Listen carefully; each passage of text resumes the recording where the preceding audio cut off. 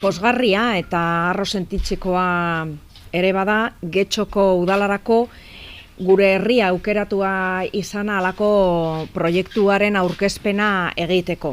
Eskerrik asko. Mundu garaikideko gizarteak aniztasunaren eta zehazki kultura aniztasunaren ideiaren adierazten dira.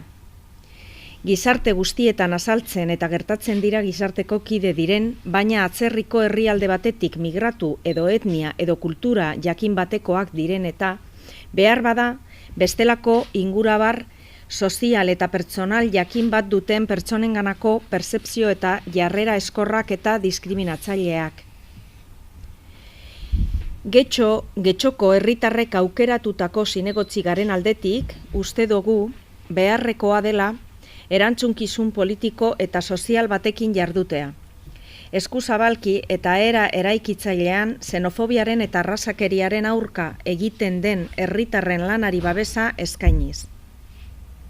Getxoko ordezkariok hiriarekiko eta hiriko pertsonekiko, elkar bizitzarekiko eta kohesio sozialarekiko konpromisoa izan behar dugu.